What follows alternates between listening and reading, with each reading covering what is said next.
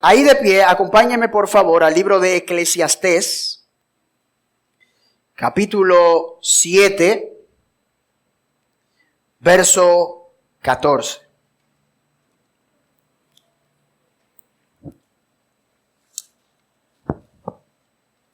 Eclesiastés, capítulo 7, versículo 14, ¿lo tenemos? A su nombre, al nombre de Cristo.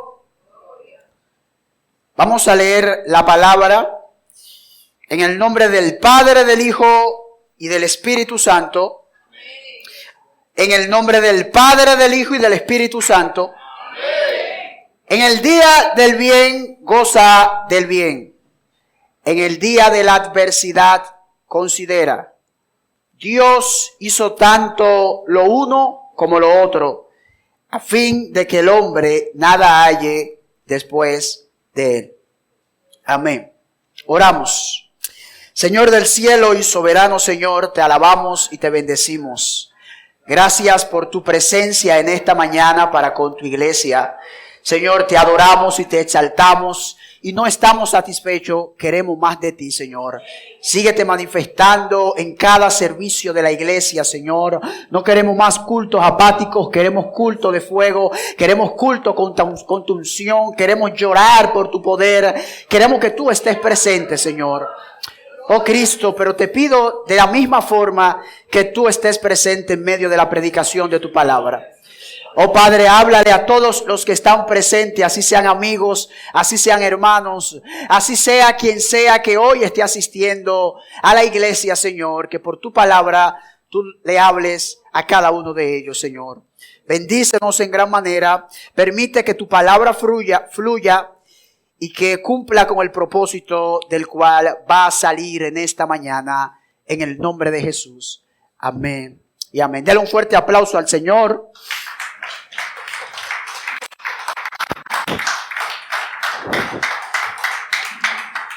Su nombre. Muy bien, mis hermanos, yo en esta mañana quiero trabajar con el tema el Dios providente. Repita esa palabra conmigo. El Dios providente. Y antes de desarrollar el sermón, yo quiero contarle una anécdota que es muy famosa, pero que tiene mucha aplicación para nosotros en esta mañana. En una ocasión había un niño que estaba carpeteando en la iglesia y la madre le dijo que se siente varias veces. Y el niño seguía moviéndose, hasta que finalmente la madre logró que el niño se sentara y el niño se sentó. Y mientras el niño estaba sentado, el niño le dijo a la madre: mami, yo me voy a sentar, pero por dentro voy a estar parado. Entonces, hermano, yo quiero que usted en esta mañana tenga la actitud de ese niño. Ustedes están sentados escuchando la predicación, pero por favor no sienten los ojos y no se duerman, Manténganse despiertos, manténganse parados mientras están sentados, porque Dios nos va a hablar, amén. Y decía el puritano Thomas Watson que es fácil traer el cuerpo a la iglesia, pero que es difícil traer el corazón a menos que haya lucha en el proceso, amén. Así que yo le voy a invitar en esta mañana a que nosotros luchemos con el cansancio, luchemos con la apatía, porque escuchar la palabra requiere el mismo nivel de fervor que usted tenía ahorita mientras usted adoraba. ¿Amén? Recuérdese que Dios va a hablar en esta mañana y ninguna persona que está en un proceso judicial se duerme mientras el juez va a editar o va a determinar su causa. Amén. Así que su palabra tiene el poder de juzgarnos a cada uno de nosotros. Y yo espero que en el proceso Dios no nos encuentre dormidos. Amén. A su nombre, al nombre de Cristo. Muy bien, mis hermanos, el tema que quiero trabajar en esta mañana es el Dios providente. Repita conmigo, el Dios providente. La providencia de Dios no es la provisión de Dios. La mayoría de gente cuando escucha la palabra providencia cree que se está hablando de la provisión de Dios. Y aunque ambos conceptos son muy similares, no son lo mismo. Porque la provisión de Dios lo que significa es que Dios es el que nos sustenta, que Dios es el que nos provee, que Dios es el que nos ampara. Eso es lo que significa que Dios provee. Pero la providencia de Dios tiene otro significado y yo se lo voy a ilustrar con una experiencia que tuve hace unas semanas. Hace varias semanas a mi esposa le tocaba dirigir el culto y nosotros salimos bien temprano para llegar temprano al culto. Pero en el proceso tuvimos un inconveniente, algo muy extraño que nunca me había pasado, y es que el carro no quiso prender. Realmente era una tontería, pero me demoré más del tiempo apropiado y eso trajo como resultado que no pudiéramos llegar a tiempo. Y eso trajo como consecuencia que el pastor tomara la dirección o la oportunidad que le correspondía a mi esposa. Entonces, nosotros llegamos tarde al culto, no pudimos llegar a tiempo porque el carro tenía un problema simple. Y yo, que no sé mucho de mecánica, que sé de mecánica lo mismo que sé de física cuántica, nada. Entonces me puse medio torpe ahí en el proceso y perdimos el tiempo suficiente para llegar tarde. Y nuestra tardanza hizo que el pastor dirigiera. Pero lo interesante de todo esto, mis hermanos, que debido a mi tardanza, debido a yo haber llegado tarde, ese día, hermano, aquí cuando yo llego al culto, encuentro que hay una gloria pesada. Encuentro que aquí está todo el mundo desalborotado, aquí las sillas no estaban así puestas, aquí había algo extraordinario, había una unción demasiado fresca, aquí estaba Dios obrando. Y mientras yo entraba, yo decía, wow, bendito sea Dios, porque el carro no quiso prender y mira ahora lo que sucedió. Entonces, mis hermanos, el tema de la providencia de Dios lo que responde a las siguientes preguntas que nosotros deberíamos de hacernos. ¿Quería Dios que el carro no prendiera, sí o no? Respondan. Dios quería que el carro, vamos a ponerlo de otra forma. Dios quería que la unción se derramara en ese culto que yo llegué tarde, ¿sí o no? Sí. Dios quería que el pastor ocupara la parte que le tocaba a mi esposa, ¿sí o no? Sí, entonces, ok, estamos de acuerdo hasta ahí, ¿verdad? Ahí todos decimos amén. Dios quería la unción, Dios quería la gloria, Dios quería el alboroto, todos decimos amén. Pero, y del lado mío, Dios quería que el carro no prendiera. ¿Pero por qué no dicen amén? Ustedes notan cómo nosotros fácilmente, para aquellas cosas donde está claro que Dios está obrando, decimos amén.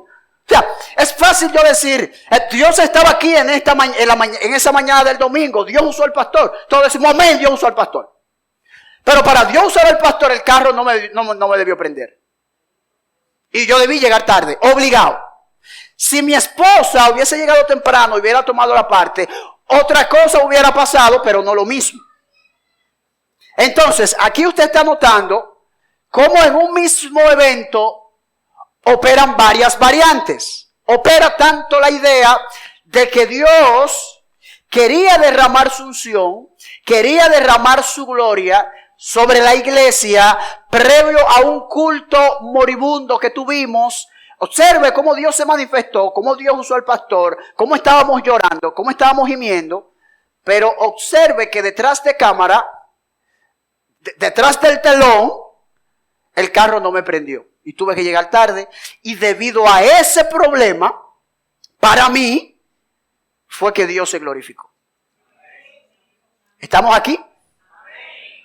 Entonces, la providencia de Dios, mis hermanos, eso es lo que trabaja. La palabra providencia no está en la Biblia como tal, sino que es un concepto teológico. Y yo quiero definirlo para que nosotros lo desglosemos. ¿Qué es la providencia de Dios? Preste atención, hermano, porque yo sé que esto le puede bendecir a todos los que estamos aquí, así sean amigos como que sean hermanos. La providencia de Dios dice, escucha esto, es el poder omnipotente y presente en todo lugar, por lo cual Dios sostiene y gobierna el cielo, la tierra y todas las criaturas. De tal manera que todo lo que la tierra produce, la lluvia, la sequía, la esterilidad, la comida, la bebida, la fertilidad, la salud, la enfermedad, la riqueza y la pobreza, finalmente todas las cosas no acontecen al azar, sino por su consejo y por su voluntad. ¿Te entendió eso? La providencia de Dios, mis hermanos, significa el control total de Dios de todas las cosas. Tanto en la salud como en la enfermedad, tanto en la miseria como en la prosperidad, en todas las cosas, mis hermanos, que implica la vida humana, nuestro Dios es un Dios providente. Su providencia, su gobierno está haciendo que todas las cosas pasen como tienen que pasar. ¿Usted entendió? La providencia de Dios, mis hermanos, está trabajando para que las cosas sucedan como están sucediendo. Y yo sé que eso probablemente a algunos de nosotros nos incomode o no estemos muy de acuerdo. Pero vamos a ver paso por paso cómo las escrituras revelan que nuestro Dios tiene el control absoluto. Escucha la palabra, Dios, hermanos, tiene el control absoluto de todas las cosas. Primero, hermano, vamos a ver cómo Dios preserva todas las cosas. Dios, por medio de su gobierno o de su providencia, Dios gobierna todas las cosas. Mire cómo dice el libro de Hebreos, capítulo 1, versículo 3, el cual, hablando de Cristo, siendo el resplandor de su gloria y la imagen misma de su sustancia, es quien sustenta todas las cosas. ¿Quién sustenta todas las cosas? Cristo. Colosenses capítulo 1, versículo 17 dice, y Él es antes de todas las cosas, y todas las cosas en Él subsisten. ¿Por medio de quién Dios sostiene todo el universo? Por medio de Cristo, mis hermanos. Cristo, mis hermanos. Mire, nuestra vida inclusive, mis hermanos, está en las manos de Dios. Usted se da cuenta, hermano, que el mundo está como está. No es porque la tecnología ha avanzado mucho, o por los nuevos descubrimientos, o por los avances médicos. Te fijas, hermano, que la razón por la que el mundo está como está no es porque la ciencia ha avanzado. No, hermano, el mundo está como está porque tu Padre y el mío lo sostiene. Tu papá, hermano, el Dios del cielo, el Dios de todo poder y toda majestad, Él es el que está sosteniendo todas las cosas. En Él subsisten todas las cosas. Y es que bueno, hermano, que sea así. Que nuestra vida no esté a expensa de lo que mañana diga el gobierno. Que nuestra vida no esté a expensa de lo que mañana descubra la NASA. Sino que el Dios de las Escrituras, Él sostiene todas las cosas. Él sostiene todas las cosas, mis hermanos. Yo quiero que usted vea cómo Dios tiene el control de la creación inanimada.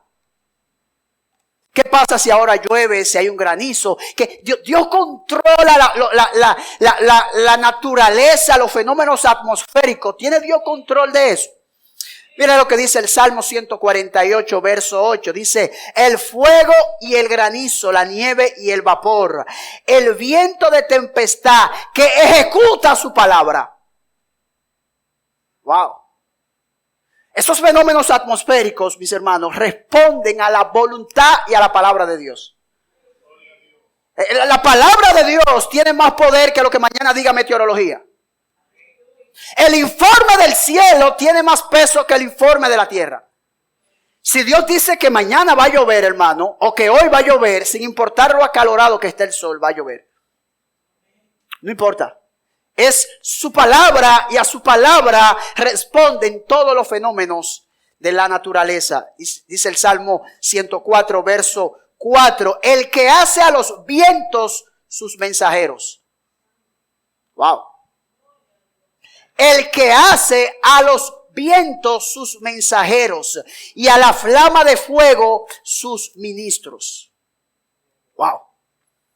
Hermano, qué glorioso es nuestro Dios. Que podemos estar aquí y si mañana llega un ciclón, así lo quiso Dios. Que mañana pueda llegar cualquier fenómeno atmosférico y el Señor nos libre de ello, hermano, pero si llega, si Él lo quiso. Mire lo que dice el Salmo 135, verso 7. Hace subir las nubes de los extremos de la tierra, hace los relámpagos para la lluvia, saca de sus depósitos los vientos. Hermano, está comprobado que nuestro Dios tiene control de los fenómenos naturales. Pero no solamente de eso. Dios tiene control inclusive de todos los animales. Y en el Sermón del Monte, el Señor, para alimentar la fe de sus discípulos, le dijo lo siguiente, Mateo 6:26. Mirad las aves del cielo que no siembran ni ciegan, ni recogen en graneros, y vuestro Padre Celestial las alimenta. ¿No valéis vosotros mucho más que ellos? Nuestro Dios, hermano, tiene control inclusive de los animales. Y eso es extraordinario. Pero supongamos entonces, hermano, las cosas que suceden al azar. Las cosas que pasan por casualidad. La gente que se saca la lotería, por ejemplo. El azar, mis hermanos, es una realidad para nosotros, no para Dios. Porque para Dios no existe tal cosa. Mire lo que dice Proverbios, capítulo 16, verso 33. La suerte se echa en el regazo, mas de Jehová es la decisión de ella. Wow. ¿Se fijan, hermano, en el Dios que usted y yo le servimos? ¿Se fijan, hermano, en cómo opera la providencia de Dios en todo el gobierno humano? Si esto fuera poco, mis hermanos, toda la vida tuya y la vida mía están en los brazos del Señor. Toda tu vida, hermano, y la mía, y todo lo que te ha pasado, y todo lo que te pueda pasar mañana, todo eso está en las manos del Señor. Y mira lo que dice el salmista en el Salmo 139, verso 16. Él dice, mi embrión vieron tus ojos, y en tu libro estaban escritas todas aquellas cosas que fueron luego formadas, sin faltar una de ellas. Wow. Qué extraordinario es el Dios de las Escrituras. Yo creo que ese Dios merece una alabanza respetuosa.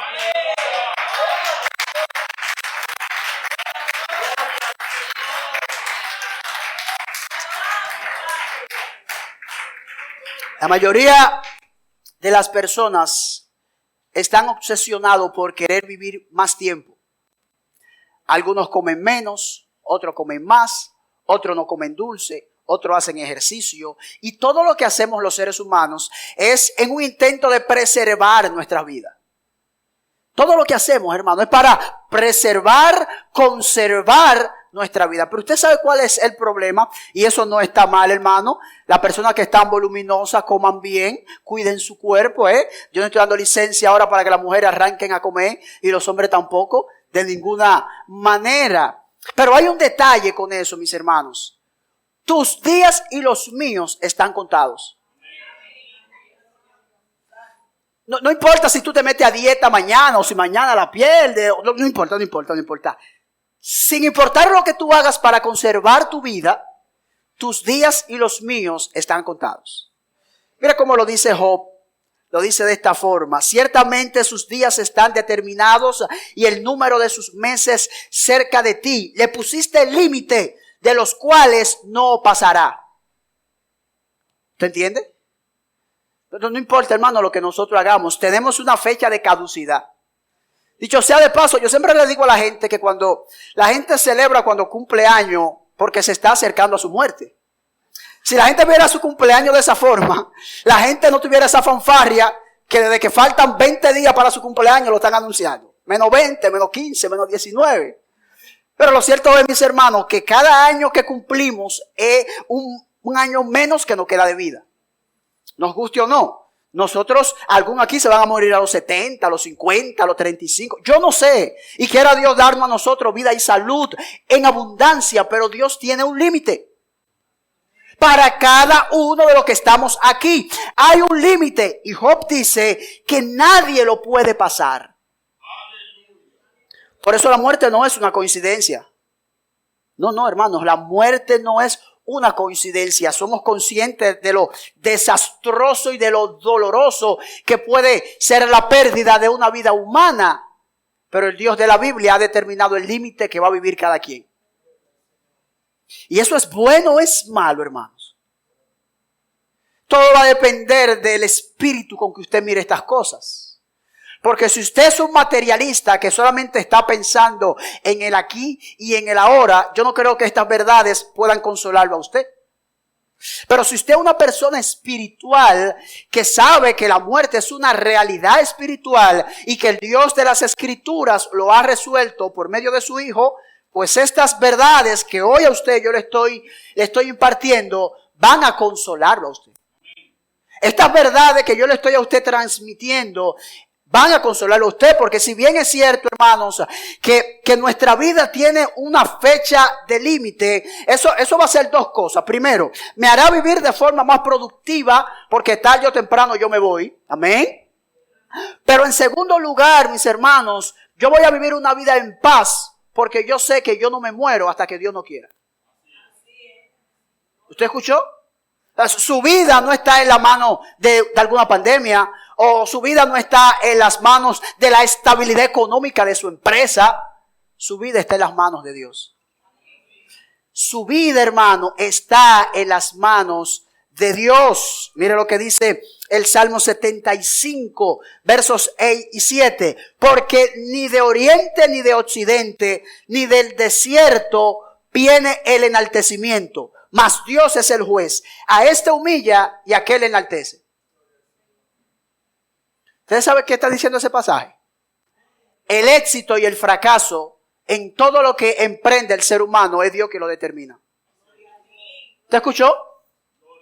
El éxito y el fracaso en toda empresa o en todo proyecto que usted emprenda, es Dios quien determina el resultado.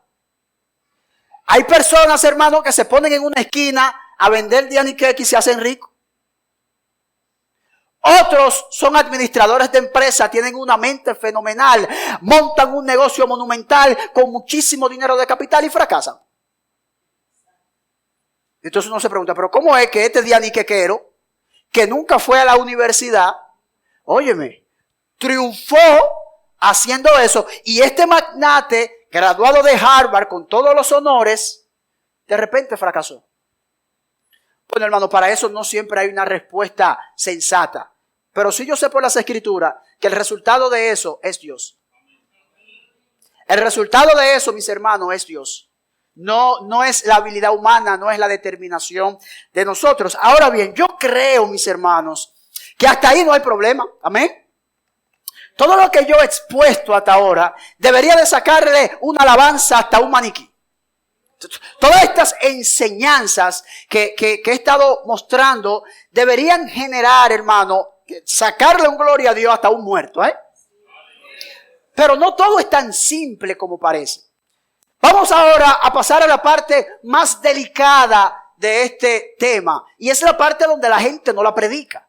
Es la parte donde la gente no se expone. Ok, yo te digo amén. Dios tiene el control de la naturaleza. Dios tiene el control de los vientos, de los mares. Amén. Mi vida está en sus manos. Amén. ¿Qué más? Que llueva, que no llueva. Dios es el que sabe. El sol sale para todo. La vida es una sola. Y Dios, porque... Ok, amén. Ahora, ¿y el mal? ¿Qué relación tiene Dios con el mal? Si Dios es el control, si Dios es el trompompón, si Dios tiene todo bajo control, si Él es el que crea todo, si Él da el éxito y el fracaso, da la vida y da la muerte, entonces ¿cómo funciona el mal para con Dios? ¿Cómo funciona la desgracia, las tragedias, los inconvenientes que nos pasan en la vida? ¿Qué vamos a hacer con los feminicidios? ¿Qué vamos a hacer con los genocidios? ¿Qué vamos a hacer cuando a una gente la atracan y la matan? Fue Dios el que provocó eso. ¿Qué hacemos con los accidentes de tránsito que son el pan de cada día en nuestra República Dominicana? Con todas las innumerables barbaridades que cometen los seres humanos. ¿Dónde está Dios cuando eso pasa? Porque Dios tiene control de los animales y de todo, pero ¿y qué pasa con el mal? ¿Qué pasa cuando la vida duele? ¿Dónde está Dios cuando la vida de un creyente se viene abajo? ¿Cuál es la dinámica de Dios con el mal?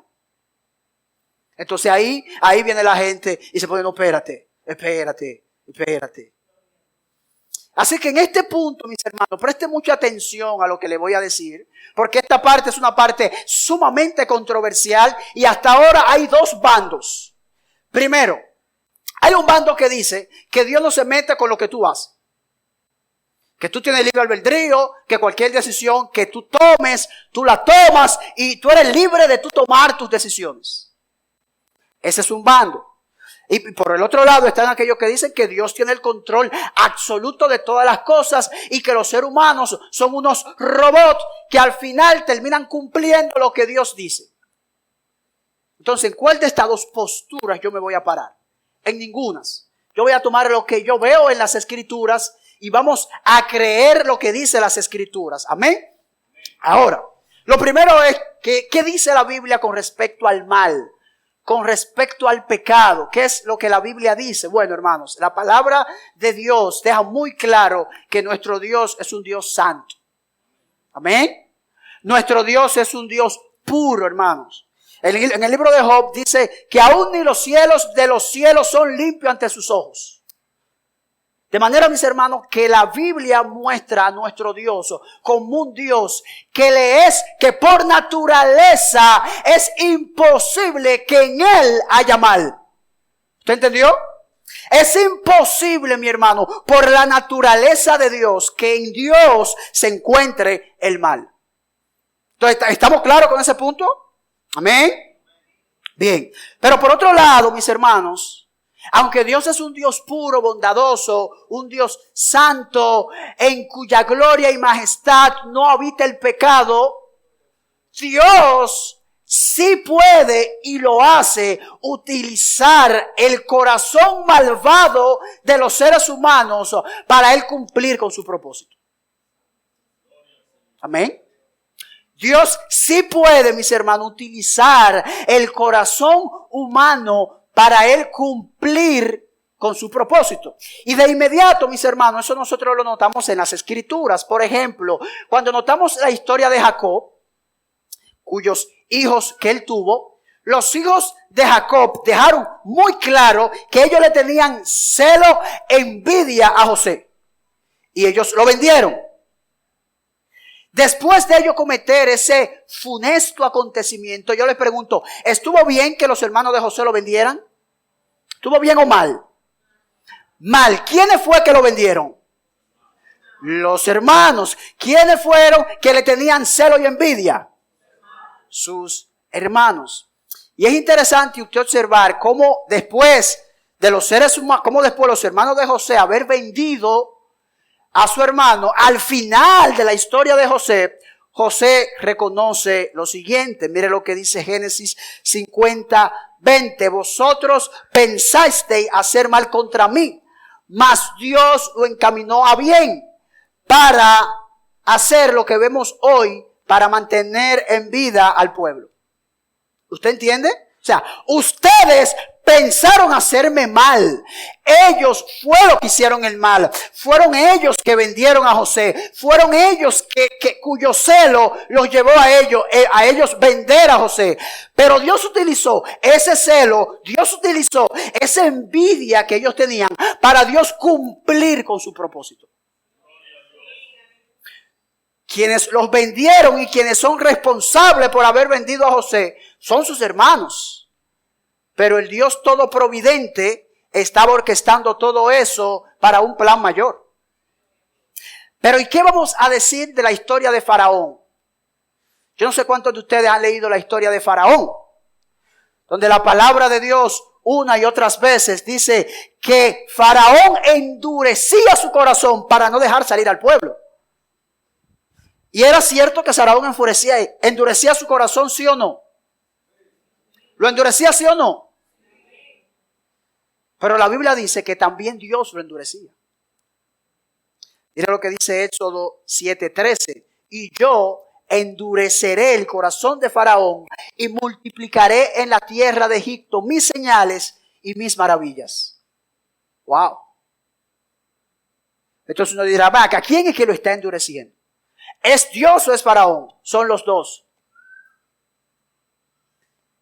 Faraón determinó endurecer su corazón y Dios determinó que por el endurecimiento de su corazón, Él también lo iba a endurecer.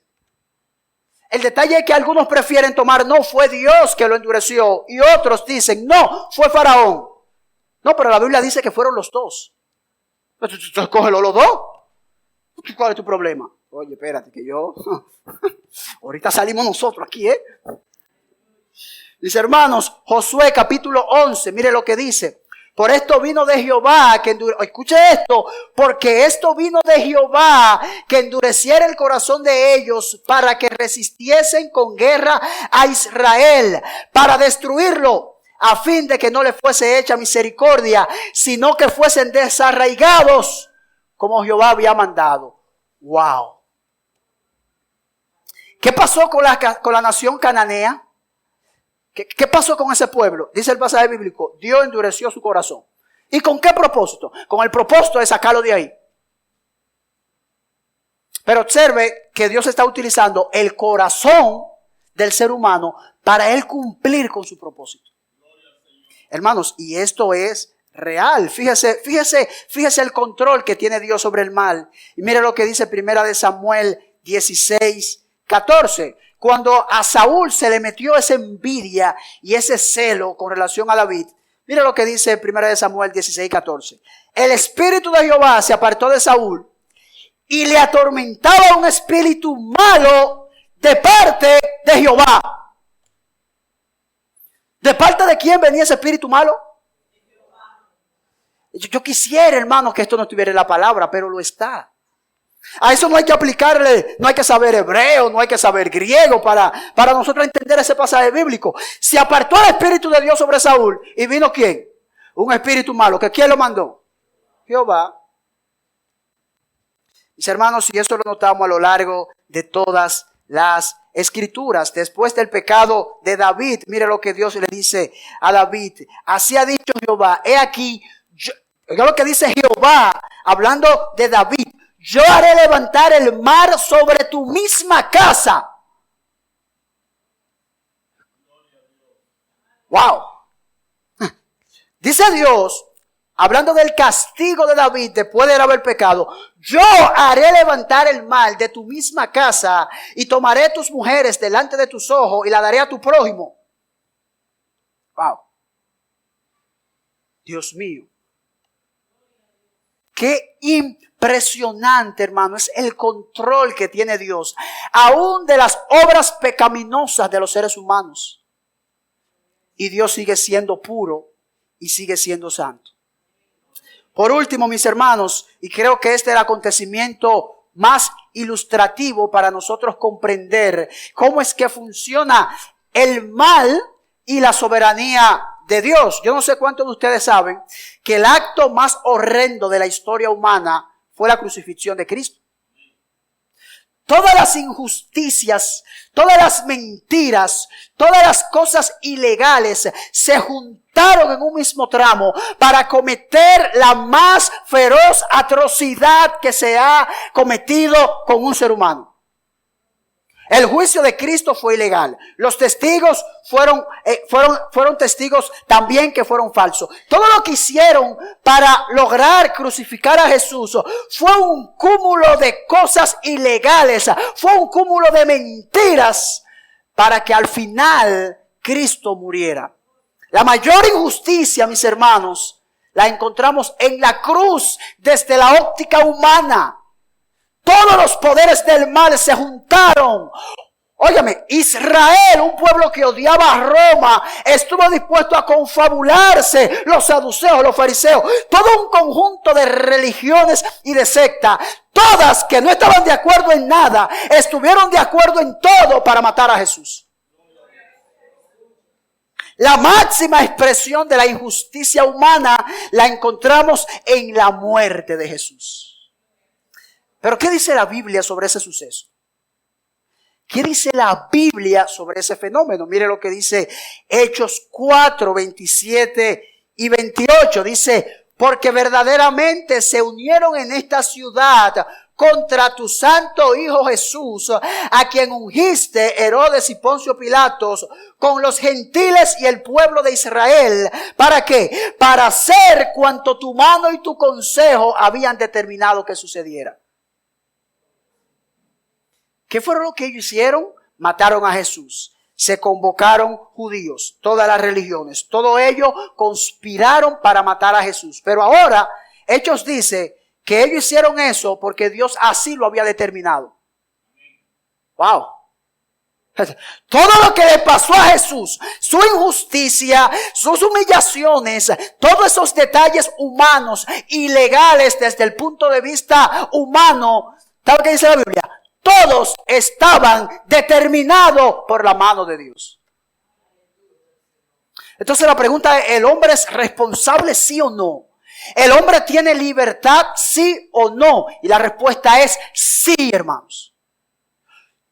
El problema que la mayoría de nosotros tenemos es que confundimos que tener libertad significa que Dios no sabe lo que yo voy a hacer. Me explico. Todos los que estamos aquí presentes, o los que tienen niños, saben que los niños son predecibles, ¿sí o no? Si tú pones una vela, es muy fácil determinar que el niño va hacia ¿dónde? Hacia la vela. Ahora, ¿cómo el niño va hacia la vela? Libremente él va y se quema. Por eso tiene que haber un padre que evite que el niño haga eso. Pero el niño toma la decisión de hacer las cosas. Si yo agarro ahora mismo y tiro $1,000,000 al aire, yo estoy muy seguro que esto aquí se alborota, ¿sí o no? Yo puedo, pero ustedes se van a parar a coger ese dinero de forma libre. Yo no los voy a obligar. Yo voy a tirar $1,000,000 al aire libre y usted libremente se va a levantar y va a recoger todo lo que usted pueda. En el proceso se va a armar un alboroto. Probablemente el pastor me traiga uno, espérate. Ahora, yo lo puedo determinar eso, ¿sí o no?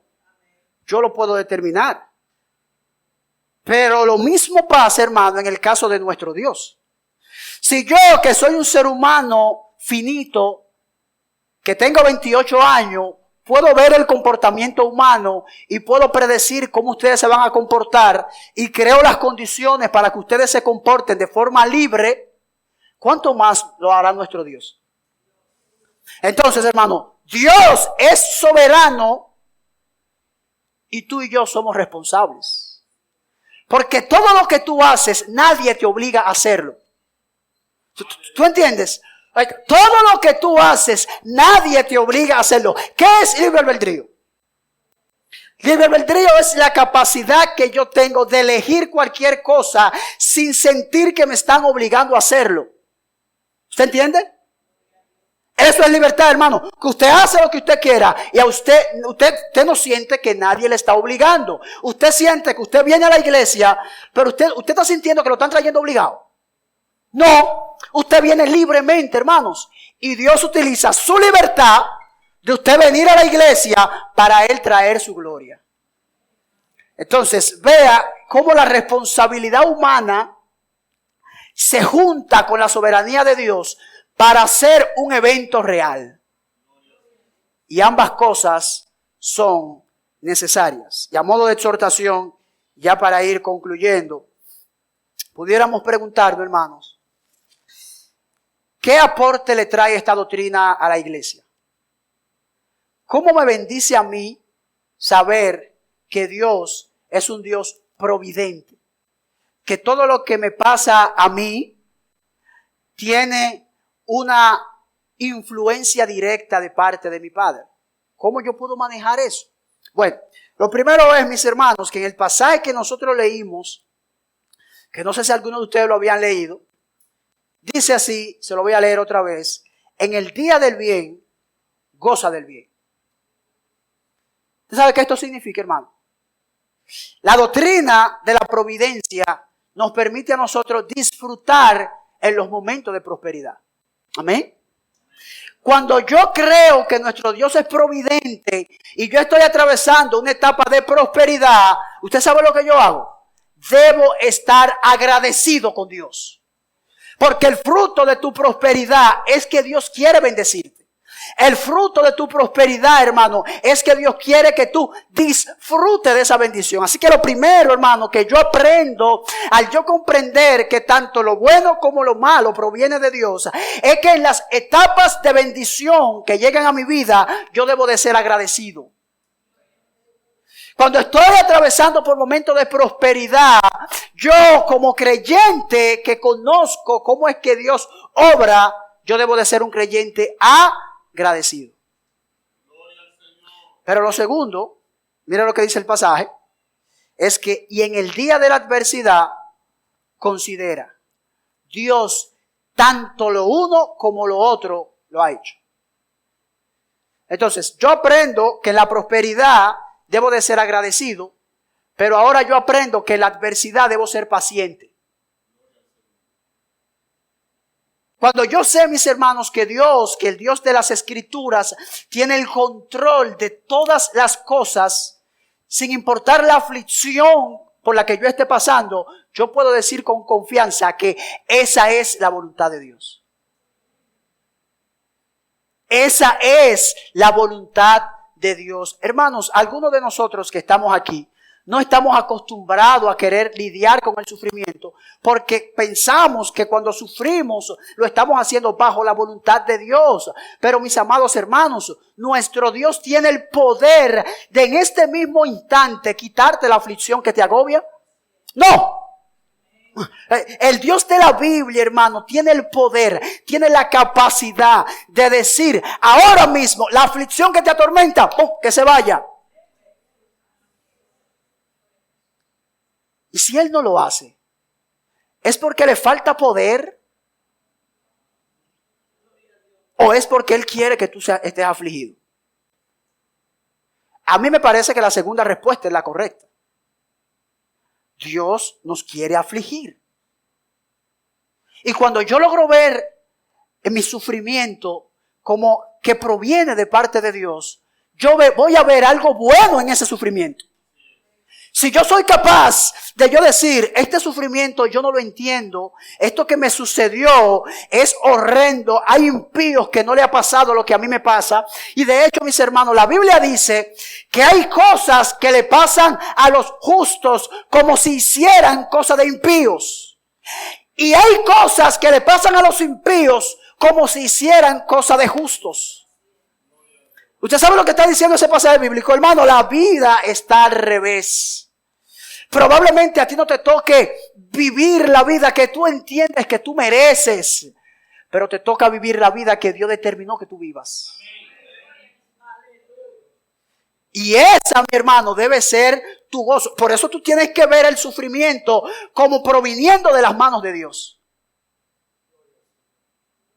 Tú no te vas a gozar en tu aflicción si tú no entiendes que esa aflicción viene de parte de Dios. Es difícil, hermano. Es difícil, mis hermanos. Y para nosotros lograr conseguir ese propósito de gozarnos en la aflicción, lo primero que deberíamos priorizar en la vida nuestra es la voluntad de Dios. El creyente tiene que priorizar la voluntad de Dios en su vida, hermanos. ¿Ustedes sabían algo? Israel fue más feliz en el desierto que en Canaán. ¿Ustedes sabían? ¿Ustedes saben por qué? Porque en el desierto Dios los sostenía. En el desierto ellos estaban con Dios. Cuando entraron a Canaán se corrompieron. Cuando entraron a Canaán comenzaron a casarse con mujeres idólatras. Así que yo deduzco, mis hermanos, que es mejor estar en el desierto con Dios que en Canaán sin Él. ¿Usted entendió? Yo prefiero estar pasando trabajo, estar pasando hambre, estar sufriendo, estar en la peor calamidad, pero poder decir, esta es la voluntad de Dios para mi vida.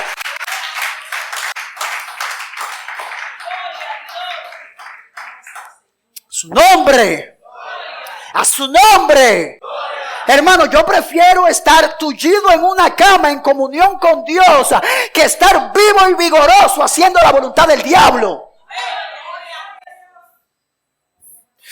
Yo prefiero, mis hermanos, estar sin trabajo, pero que la ausencia de ese trabajo me ha hecho a mí una persona de más oración, una persona de más búsqueda, que convertirme en una persona trabajadora, pero una persona avariciosa. Hermano, cualquier situación que te haga parecer a Jesús es mejor que cualquier otra. Cualquier eventualidad, hermanos, que te haga parecer más a Jesús es mejor. Así sea la muerte, la vida, la prosperidad, la miseria, no importa cómo venga. Si es Cristo, si Dios me está moldeando, si estoy haciendo la voluntad de Dios, bendita sea esta y miles de aflicciones que me hagan mejor a Cristo. A su nombre. A su nombre, mis hermanos. Entonces, mis hermanos, la providencia me enseña a ser agradecido en la prosperidad. La providencia me enseña a tener paciencia en la adversidad. Pero la providencia de Dios me enseña a que yo debo tener cuidado con la queja. Escuche, usted tiene que tener cuidado con la queja, hermano. Cuidado con la queja. Que yo debía estar en una mejor posición. Que yo debí tener ahorrado 300,000 pesos. Que yo pude haber logrado tal o cual cosa si no me hubiesen despedido de aquel trabajo hace 3 años. Que yo fui, hermano, supérelo. Cuando yo puedo asumir la providencia de Dios, hermano, yo puedo inclusive perdonarme a mí mismo de mis errores. Yo puedo decir, en el pasado hice y dije cosas que no debí decir, pero yo voy a seguir hacia adelante. Porque Dios es providente y Dios pudo haber impedido cualquier actitud de parte mía y no lo hizo. Y nuestras consecuencias tienen errores. Pero hermano, Dios sigue sentado en su trono. Dios sigue sentado en su trono, mis hermanos. Y Él es tan bueno, hermano, cuando te da lo que tú pides como cuando te lo niega. ¿Tú lo entendiste?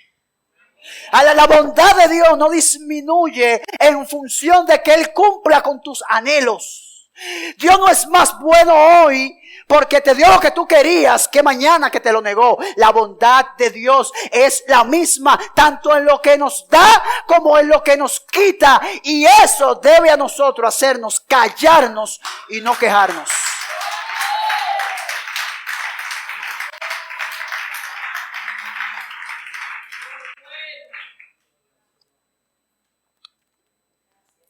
Su nombre. A su nombre. Hermano, trabaje las quejas. Trabaje las quejas, hermano. Porque cuando usted se queja, ¿usted sabe qué usted está diciendo a Dios? Dios, mi vida pudo ser de una mejor forma. Yo soy más sabio que tú. Yo debía estar aquí o allá. Oye, pero ¿quiénes somos nosotros para decirle a Dios cómo Él debe gobernar? Tu queja y tu protesta ante lo que Dios ante lo que Dios hace, lo que te dice a ti es que tú tienes mejor forma de dirigir tu vida.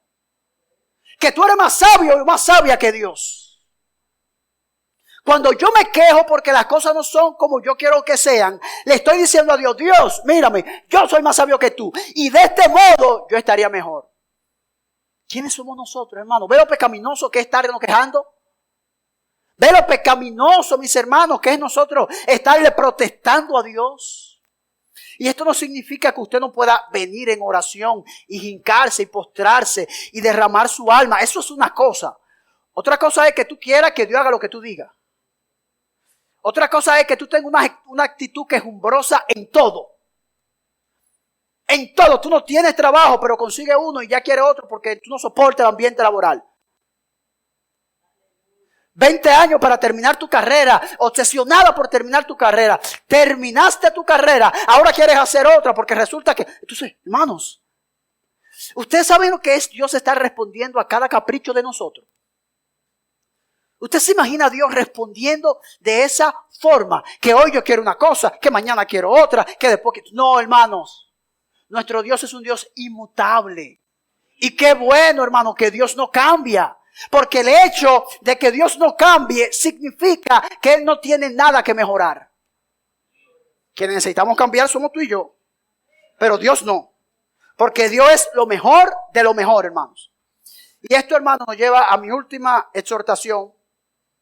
Y mira lo que dice el pasaje de Eclesiastés.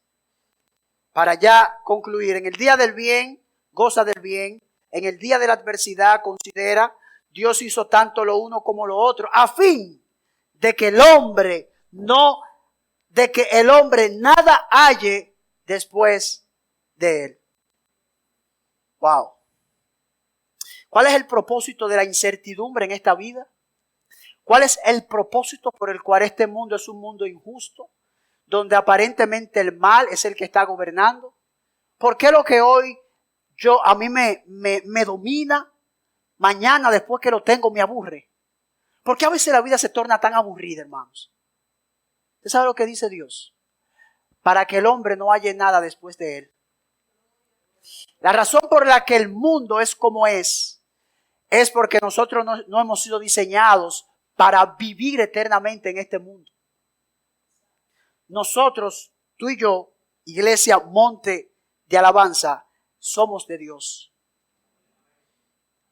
Y el problema contigo y conmigo es que nosotros disfrutamos, nos deleitamos en muchísimas cosas más de lo que nos deleitamos en Dios. Y ese es nuestro mayor pecado. Por eso es que la vida no funciona como debería de funcionar. Porque nosotros nos deleitamos más viendo Netflix que orando. Si un día hay que salir a las 10 de la noche del trabajo, salimos a las 10 de la noche. Si un día el culto, Dios se movió y hay que irse un poquito más tarde, ya inmediatamente nos bloqueamos. ¿Qué nos pasa, ¿Qué nos pasa? ¿Nosotros de verdad pensamos que estamos preparados para pasar la eternidad con Dios cuando somos incapaces de pasar una hora orando con Él? Iglesia, ¿qué te hace pensar a ti que tú vas a vivir en gloria cuando tú no eres capaz, hermano, de tú pasar una hora leyendo las Escrituras? Si Dios te dice en este momento que te va a llevar a pasar la vida eterna con Él, ese es el anhelo de tu corazón, ahora mismo. Tú anhelas pasar la eternidad con Dios. Probablemente, mis hermanos, algunos de nosotros digamos que sí, otros digamos que no. Pero ¿cómo yo lo puedo determinar eso si tú no oras? Si tú le tienes repugnancia a todo lo de Dios. Hermanos, iglesia, el Dios providente de las Escrituras, qué bueno que Él tiene control de todo.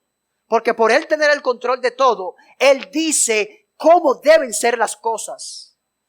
Y lo que Dios dice de ti y de mí es que nosotros somos de Él. Así que, mis hermanos, si tú pudieras probar lo que dice el salmista en el Salmo 34:8, gustad y ved que Jehová es bueno. Hermano, a Dios hay que probarlo en este asunto, mis hermanos. A Dios hay que experimentarlo. Yo sé que ustedes están pensando que tú puedes tener un conocimiento de Dios sin que eso involucre tus afectos. Eso es mentira. Tú tienes que tener pasión por Dios. Hermanos, ¿por qué se me hace tan difícil adorar a Dios? ¿Por qué hay que mandarme a pararme tantas veces? ¿Tú sabes por qué? Porque tú no tienes afectos por Dios. Porque tú no amas a Dios, hermano. Porque cuando tú ves a tu niño que tiene varios días sin tú verlo, tú te alborotas. Cuando tú ves a tu papá o a tu mamá que tú tienes varios días sin tú verlo, tú pudieras decir que tú lo amas y quedarte así tranquilo. Yo amo a mi mamá. Tengo un año que no la veo. Ella llegó y me quedé así. No lo hacemos. ¿Sabe qué pasa? Nos alborotamos. nos ponemos feliz. Llegó papi, llegó mami, llegó mi niño, llegó mi sobrino. Búscalo. Guay, ¿dónde está? ¿Y usted sabe por qué? Porque tus afectos te mueven el cuerpo. Tu amor por tu hijo, por tu papá, por tu mamá, te mueven, hermano, a que tú te jinques, a que tú aplaudas, a que tú hagas lo que tú quieras, pero algo tú haces. ¿Tú crees que con Dios es diferente? ¿Tú crees que tú puedes sentarte y el culto se viene en gloria y tú estás allí sentado privando en el torontontón y estás indiferente y tú puedes presumir que tú amas a Dios? No, mis hermanos. No, mis hermanos. Yo estoy orando a Dios no solamente para la manifestación de su gloria en los cultos. Yo le estoy orando a Dios para la manifestación de su poder en nuestras casas. Yo le estoy orando a Dios, mis hermanos, para que Él se siga moviendo aquí en la iglesia. Pero yo quiero en mi casa danzar también. Yo quiero en mi casa, hermano, ver el poder de Dios fluyendo. Oh, hermano, yo quiero que el poder de Dios irrumpa en la familia de cada uno de los que estamos aquí presentes, hermanos. Hermanos, que al nosotros salir de aquí podamos tomar un minuto para orar con nuestras esposas, con sus hijos. Yo estoy orando a Dios, mis hermanos, para que un avivamiento extraordinario venga a la iglesia, hermano, y barra todo el pecado, toda apatía, toda indiferencia, y nos haga ver a nosotros que el único importante es Dios. Un escritor decía: Dios, haz algo con la iglesia o sin la iglesia, pero haz algo. Hermano, esa es mi oración. Dios, haz algo conmigo o sin mí, pero haz algo. Haz algo, despiértame de mi monotonía. Despiértame de mis entretenimientos. Y hazme ver la realidad de que tú me creaste para Él. Oh, hermanos, yo sé que el mensaje se ha extendido, pero créanme, esta palabra Dios la puso en mi corazón. Esta palabra, hermano, Dios la puso en mi corazón. Que cada aflicción que llegue a tu vida, hermano, busca la forma de ver cómo esa aflicción te mejora. Cómo esa aflicción te hace más a Jesús. Porque al final, tanto lo bueno como lo malo, Dios está en control. Y todo eso para que tú después de Él no encuentres nada. Nada, hermano. Todo lo tuyo y lo mío debe ser de Cristo.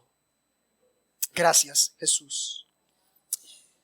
Oh Rey de gloria y soberano Señor, he predicado tu palabra y he obedecido a tu mandato, Señor. Tú eres el Dios providente de la iglesia Monte de Alabanza, Señor. Que esta predicación consuele a los que están afligidos. Que esta predicación, Señor, produzca agradecimiento a los que están en prosperidad. Que esta predicación, Señor, elimine la queja de los que están presentes, Señor.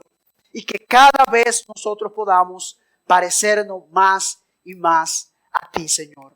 Enséñanos a esperar en ti cuando sufrimos. Enséñanos a vivir sola y exclusivamente para tu gloria. Y que podamos confiar en tu providencia. Porque te lo pido, Señor, en el nombre de Jesús. Amén.